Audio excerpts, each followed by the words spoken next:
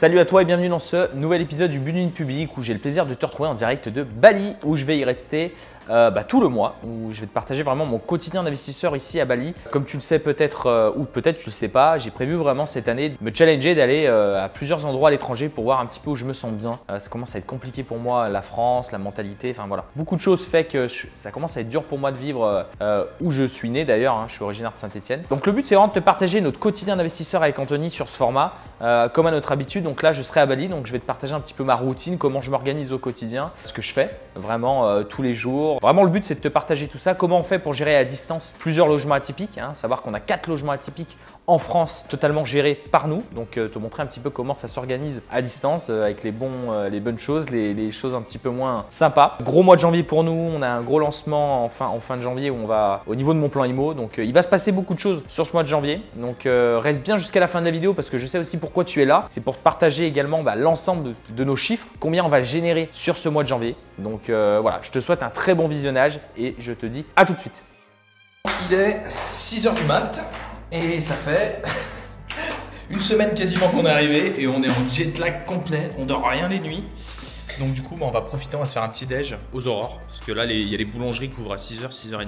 Donc c'est parti, let's go. Bon ben on voulait partir mais il y a un chien devant la porte et franchement il a l'air gentil mais c'est plein de maladies les chiens ici et... C'est bon, il est parti je crois. Ah putain, allez sors.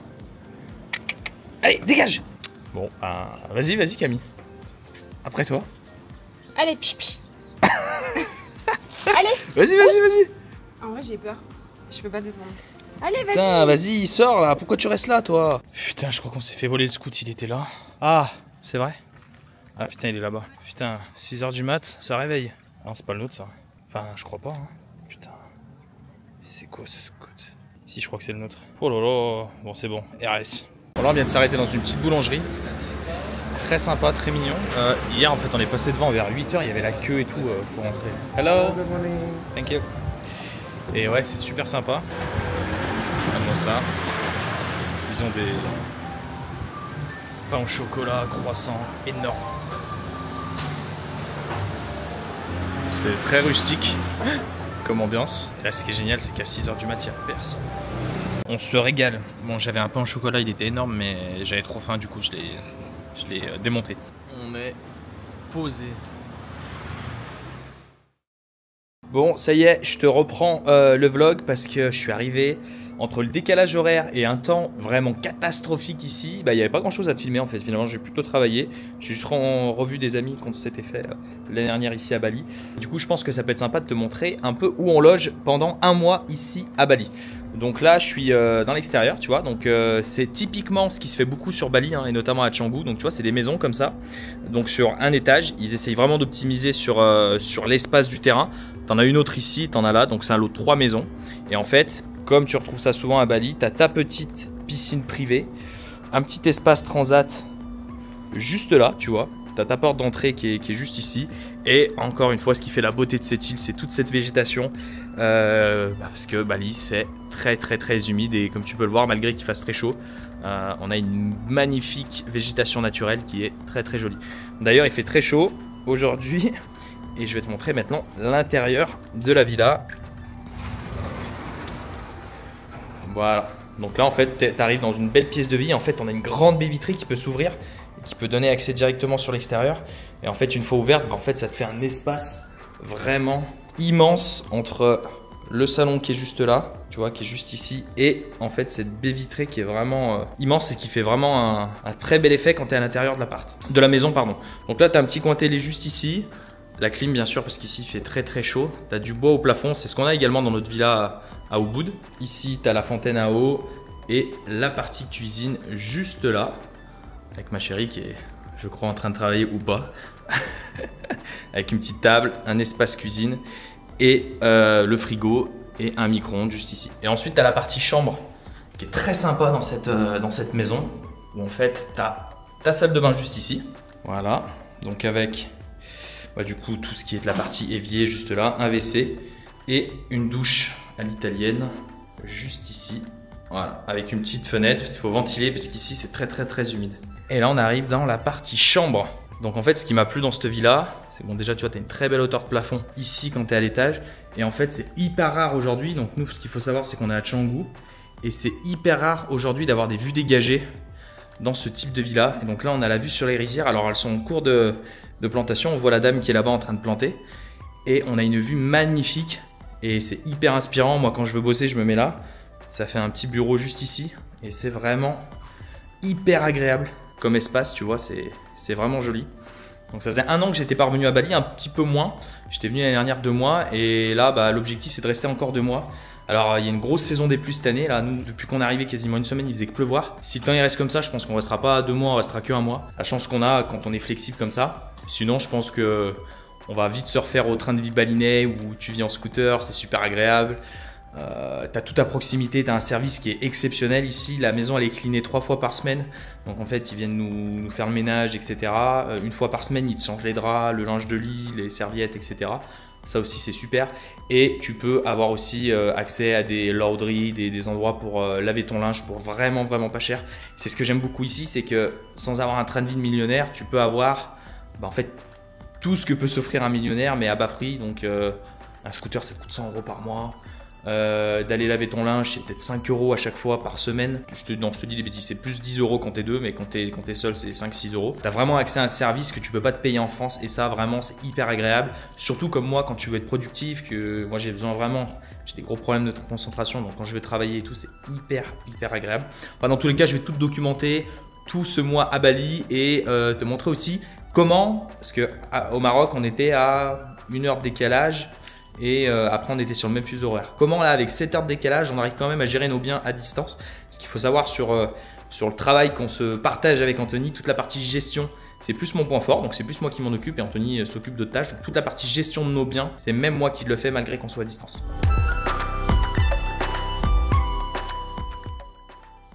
Hello, aujourd'hui je te retrouve, je suis dans un supermarché. Je te parle pas d'immobilier mais je vais te parler un petit peu de la vie à Bali. Que ça fait maintenant quelques jours que je suis arrivé là et souvent c'est peut-être que la question que tu te poses, mes parents se la posent, mais qu'est-ce que vous mangez ici à Bali? En fait à Bali tu as des plats de Bali mais tu as aussi plein de choses qui sont ici même de France, tu vois. Donc par exemple tout le rayon yogourt, tu vois là tu as tout le rayon yaourt, etc. Donc tu as plein de choses que tu peux retrouver comme chez nous quoi. Tu as des pâtes, plein de choses. Et donc ça s'appelle Pepito et c'est l'endroit où on fait nos courses en fait.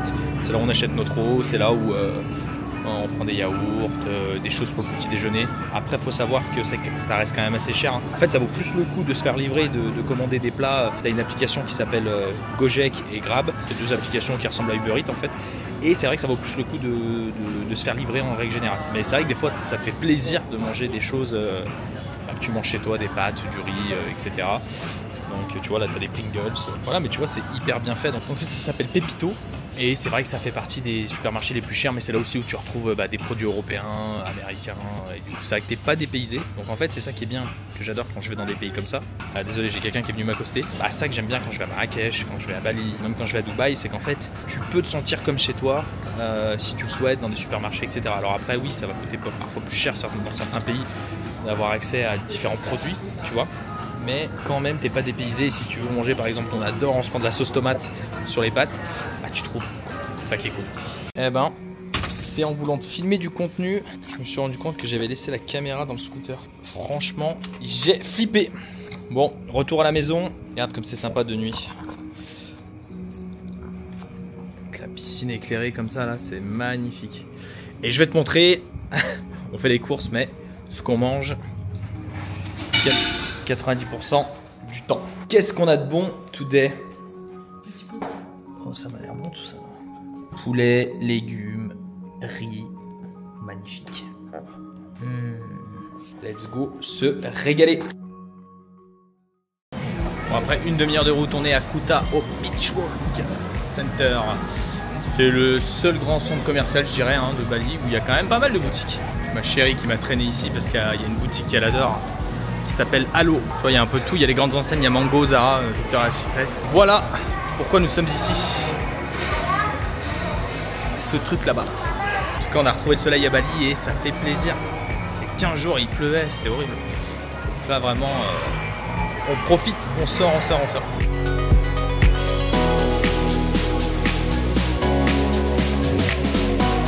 Ah, aujourd'hui c'est piscine. Temps magnifique. On n'est pas bien là, hein Camille? Au top.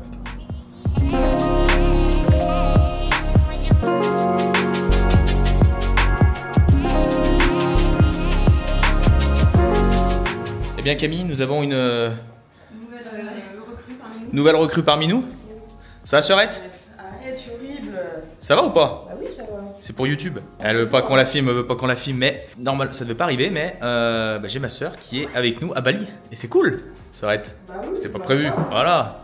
En fait, ma soeur, elle devait aller en Australie et en fait, ils lui ont perdu sa valise, c'est des choses qui arrivent. Et en fait, elle avait une escale à Bali et du coup, on profite du fait qu'on soit à Bali. Donc du coup, elle va rester 3-4 jours avant de repartir en Australie, le temps qu'ils amènent sa valise, etc.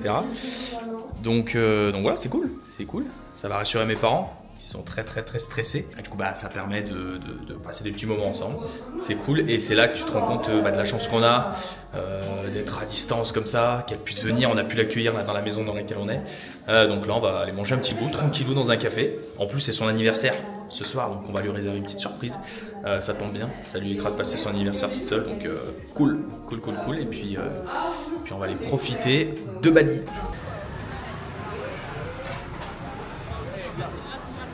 Bon, et comme tu peux le voir, ma soeur nous a pas ramené de soleil. On s'est pris des pluies quand elle était là. Au moins, ça lui a permis de se baptiser de Bali. Parce qu'elle était venue qu'une fois, elle avait vu que du beau temps. Et elle peut voir que pendant la saison des pluies, il fait pas toujours très beau. Donc, belle averse quand on est allé au restaurant. Et du coup, ma soeur nous a quittés et elle est partie faire son petit trip en Australie. Donc, je l'ai laissée, elle a pris son taxi et elle est partie pour de nouvelles aventures.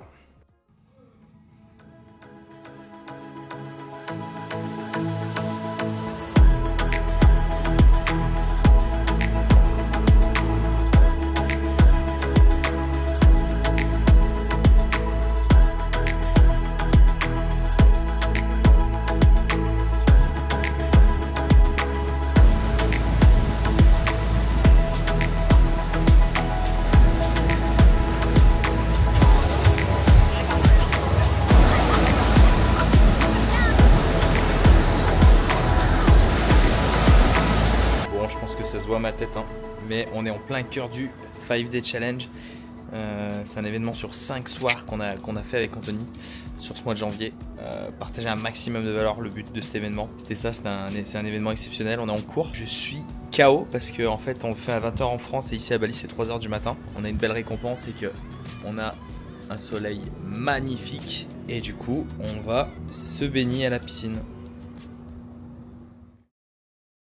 On a des membres vraiment chez Mon Plan Immo qui sont top, vraiment on a beaucoup de chance. Vous pouvez le voir, il y a vraiment des très belles réussites avec des très beaux logements et avec des très beaux revenus. Le personnel de ménage le 25 et moi-même, j'étais pas dans le coin pour faire le ménage, donc du coup j'ai fermé le 25 au soir parce que sinon, je me prenais des réservations tout le temps, donc ça a été rempli pendant toutes les vacances. Vous comprenez bien l'importance d'avoir un concept unique, de bien gérer ses travaux pour réussir son projet atypique en 2025 et surtout que tu puisses maximiser ton remplissage et ta rentabilité parce qu'on ne fait pas ça pour la gloire, hein, c'est toujours pareil. Si on veut créer ces thématiques et s'il faut aller au bout, c'est pour avoir plus de remplissage et pour louer plus cher et donc avoir un cash flow qui est plus important. On va être là pour vous aider au mieux pour réaliser et mettre ça en place sur 2025. Et on a vu encore une fois avec Marie qu'il fallait vraiment aller au bout de son projet, croire en ses concepts et c'est comme ça que tu dégages le plus de rentabilité.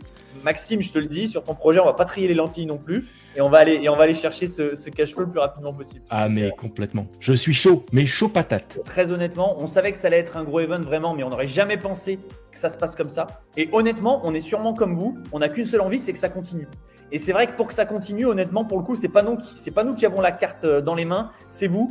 Donc on espère que si vraiment ça vous a plu ce 5-Day Challenge et que vous avez envie d'avancer dans votre quotidien immobilier et même dans votre vie de manière générale, qu'on pourra être votre partenaire et qu'on pourra vous aider sur tout ça et avec des personnes comme Maxime au quotidien.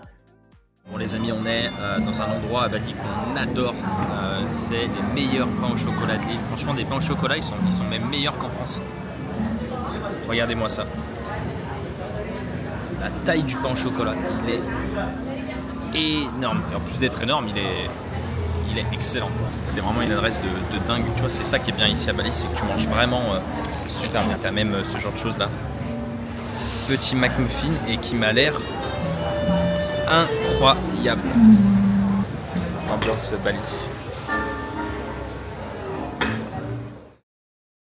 Je voulais te partager aussi pas mal de belles réussites qu'il y a eu sur ce mois de janvier, tu vois. Donc Virginie qui a lancé son logement fin décembre, qui tu vois a fait 1844 € de cash flow en 15 jours, 110 € la nuit. Donc super content. On a eu vraiment pas mal de belles réussites. On a Alain, notre coach, qui a une vidéo sur TikTok qui a cartonné. Donc ça te permet de te montrer aussi un petit peu l'importance des réseaux sociaux et la visibilité que ça peut te donner dans le futur sur tes logements. C'est ça l'avantage aussi avec les logements atypiques. Tu vois, Alexandre et Amandine aussi qui nous partageaient leur réussite. On a fait un découverte atypique justement sur leur suite 007. Incroyable, hein, des chiffres vraiment très beaux.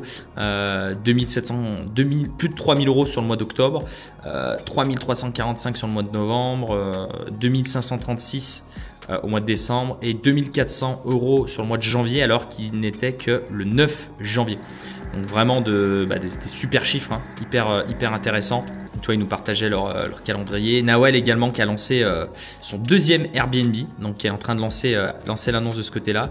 Kinsey qui a une offre d'achat acceptée sur son appartement à 49 000 € pour un 30 mètres carrés dans la Drôme. Donc pour tous ceux qui disent que c'est impossible de trouver des biens à moins de 100 000 €, allez voir Kinsey, tu verras qu'elle va casser beaucoup de fausses croyances. Wendy aussi qui vient de lancer son Airbnb. Donc voilà, plein de belles réussites sur ce mois de janvier. Elsa également qui nous partageait la signature de l'acte authentique de son immeuble de 5 appartements.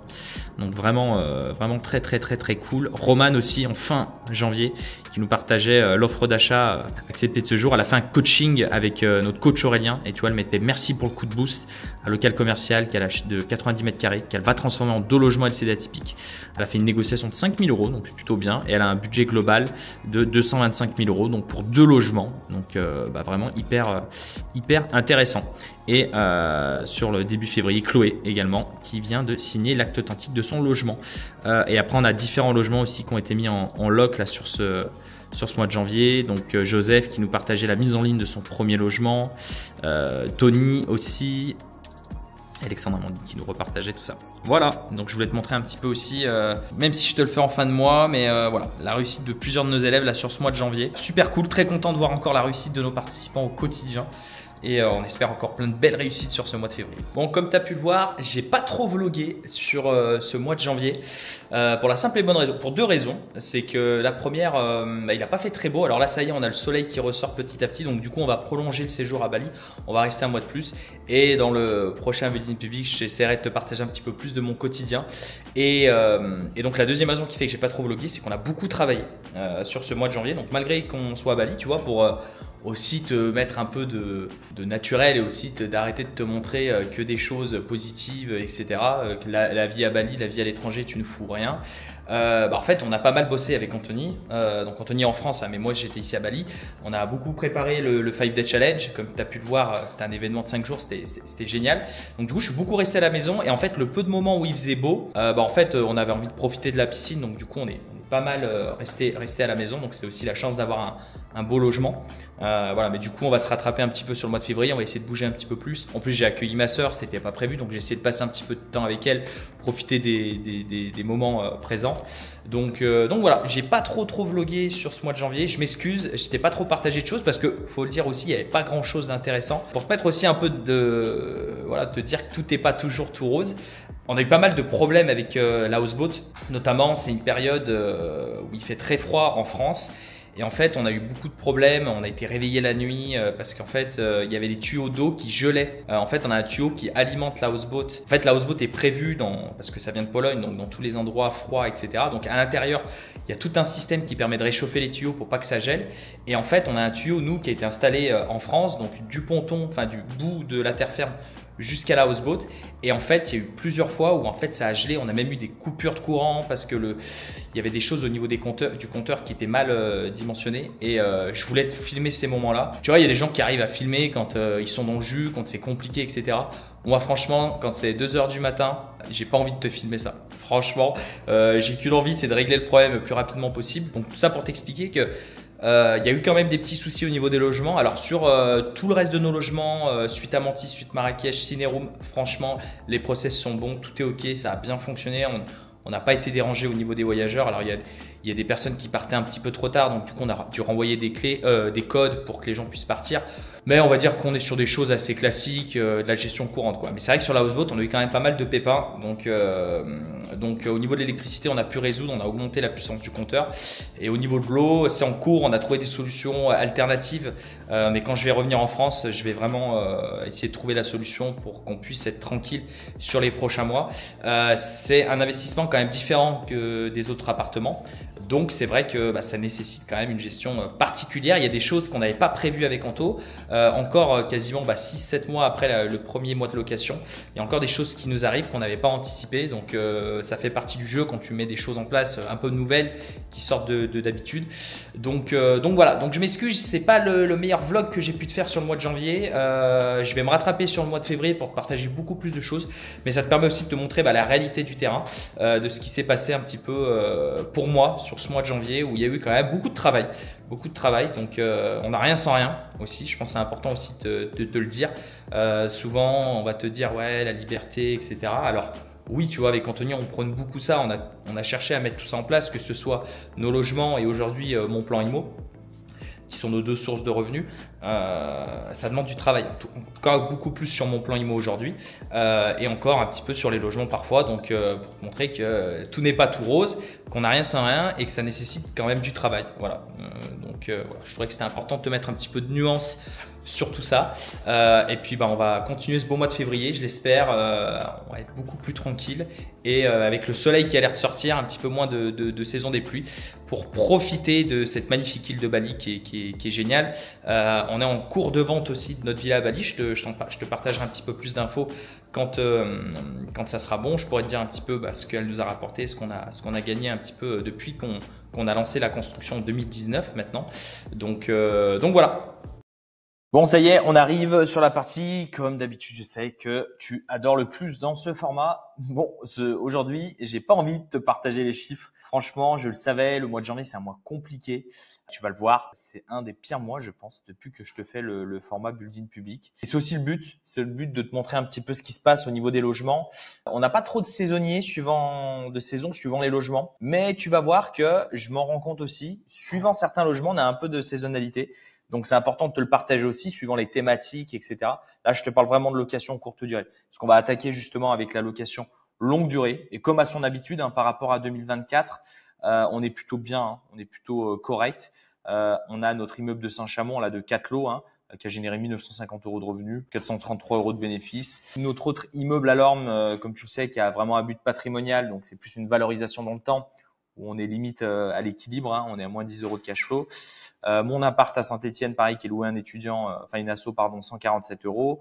L'appartement d'Anthony, 73 €. Et l'immeuble d'Anthony qui a généré 309 € de cash flow. Ce qui nous fait un global de cash flow sur 2025, donc sur janvier 2025, de 952 € pour 5 549 € de revenus générés. Donc, on est quasiment sur la même chose que le mois dernier, sur décembre 2024. C'est normal, tu es sur de la location longue durée, donc tu as une constante qui se tire. Et après, ce qui va un petit peu différer là-dessus, c'est les différentes charges qu'on va avoir qui vont être plus ou moins élevées, ou alors s'il y a des retards de locataires qui payent pas, etc., etc. Donc voilà, 952 € sur notre parc immobilier locatif longue durée. Ça reste correct, c'est ce qu'on fait d'habitude. Voilà, la target c'est 1000, donc on est bon. Maintenant sur la location courte durée, ça va pas parce que du coup sur le mois complet janvier 2025, on a généré seulement 5 697 € de bénéfices. Donc très très très mauvais mois, je pense. Je te le dis, le pire mois depuis que je te fais ce format-là. Donc ça fait 16 659 € de revenus bruts générés au total, et on va essayer d'analyser pourquoi, qu'est-ce qui s'est passé. Donc du coup, ce qui est intéressant, c'est qu'on a 2 logements qui performent bien en ce mois de janvier. Donc on a la suite Amantis, 3 135 €. C'est le but. Moi, je veux toujours faire plus de 3 000 € sur la suite Amantis. On les fait. On est sur les 1 200 € de cash flow. Donc, on a mis 935 € de charge. On est sur un taux de remplissage de 74%. Donc, c'est bien pour un mois de janvier qui est en général très compliqué. Et peut-être que tu te poses la question, pourquoi le mois de janvier il est compliqué en location courte durée? Pour la simple et bonne raison qu'en fait, on est sur la rentrée. à la rentrée, les gens sont pleins de bonnes résolutions, ils font plein de choses, ils vont se former, il y a les soldes, ils vont parler de leurs objectifs sur l'année 2025. Et c'est vrai que d'aller se loger, de passer du temps dans des logements, c'est pas la priorité de ces gens-là. Ils l'auront fait bien plus avant sur le mois de décembre et ils vont le faire beaucoup plus sur le mois de février et notamment sur de la Love Room pour les vacances scolaires également sur le mois de février. Donc notamment avec la Saint-Valentin, etc. Mais du coup, pour en revenir à la suite Amantis, donc on fait 3 135 € de revenus bruts, on fait 1 200 € de bénéfice, 74% de taux de remplissage, donc on est plutôt bien. Hein. La suite Marrakech, on fait 2 638 €, on est proche des 1 000 € de cash flow, on a du mal encore à aller chercher ces 3 000 € de revenus. Comme tu peux le voir, on a 74% de remplissage, comme la suite Amantis, donc on est plutôt bon en termes de remplissage. Maintenant, c'est le prix à l'annuité qui est quand même plus bas.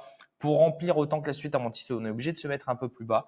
Voilà, c'est dû à une concurrence, c'est dû à la thématique qui quand même a du mal à prendre. Je dois être honnête, on n'est pas quand même là où on voudrait aller le chercher. Voilà, donc on reste sur quelque chose de cohérent, mais difficile quand même. Maintenant, la houseboat. La houseboat, c'est le pire mois depuis qu'on a lancé. On a un taux de remplissage catastrophique. Hein. On a 35%. Très, très mauvais.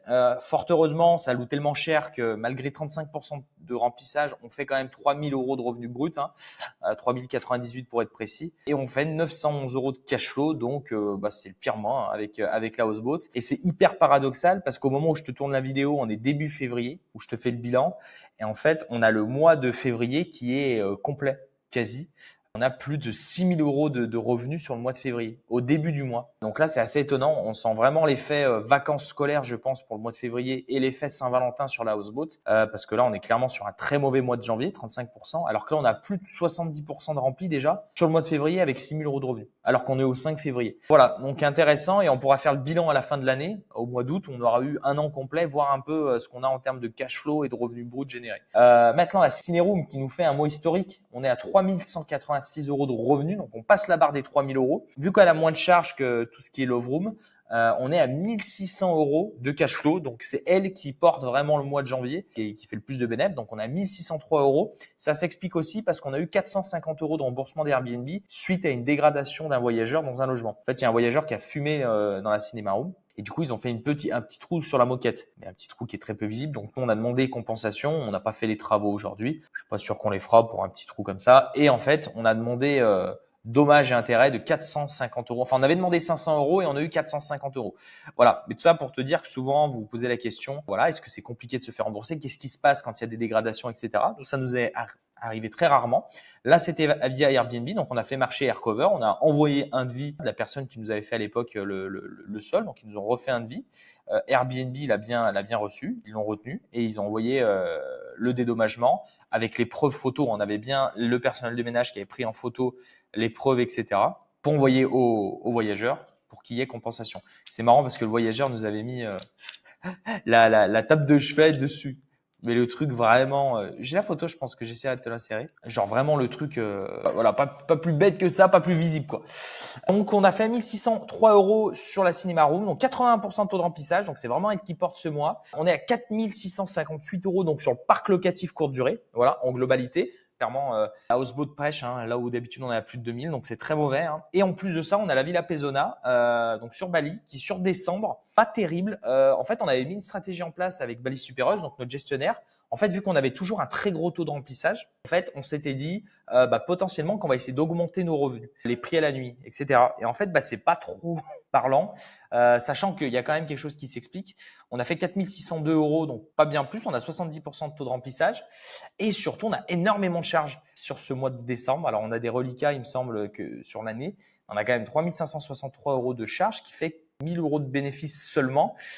Donc pas terrible là, sur la Villa Pezona. Ça nous fait un global là où tu vois la Villa Pezona d'habitude on est à 3000 de revenus bruts en moyenne. Donc un mois de janvier très compliqué qui s'explique par la conjoncture aussi, qui fait que en janvier les modes de consommation sont différents et tu verras. Je vais être beaucoup plus positif sur le mois de février. Je le sais parce que rien que là c'est déjà bien parti. Ça permet de montrer un peu de saisonnalité sur la Villa Pezona et un manque de stratégie opéré de notre part, sur lequel on va revenir prochainement sur rebaisser les prix et augmenter le taux de remplissage qui historiquement est beaucoup plus haut. Hein. Et également sur la houseboat, on a une grosse saisonnalité sur le mois de janvier. Ce sera à nous d'anticiper l'année prochaine, de prévoir vraiment des actions marketing pour remplir beaucoup plus. Parce que là, 35% de remplissage, je pense que j'ai jamais fait ça sur un logement atypique. Voilà, donc en tout, on a généré 16 659 € de revenus bruts sur notre parc immobilier locatif pour durée et 5 697 € de bénéfices. Ça y est, c'est la fin de ce format building public. J'espère qu'il t'a plu. Autant que je prends plaisir encore une fois à toujours te tourner ce type de format. Vraiment, n'hésite pas à me mettre dans les commentaires si tu aimerais que j'aborde d'autres choses, si tu aimerais que je prenne des axes différents sur ce format. Ça demande beaucoup de travail. J'essaye de faire au mieux pour te partager un maximum de choses de notre quotidien au niveau de nos chiffres, que vraiment on soit transparent. Donc vraiment, n'hésite pas à me mettre ça dans les commentaires si ça t'a plu. Bien sûr, mets-moi un petit like à cette vidéo, commente-la, partage-la à tous ceux que tu penses que ça peut intéresser. Et si tu as envie de creuser un petit peu plus le sujet de l'investissement immobilier et plus particulièrement de la stratégie qui nous permet aujourd'hui de générer plus de 1 200 € de cash flow net par mois avec des budgets de moins de 100 000 € partout en France, je t'ai tourné une formation totalement gratuite que tu peux retrouver dans le lien de la description de cette vidéo. Et moi, je te retrouve très vite dans un prochain building public ou une prochaine vidéo YouTube.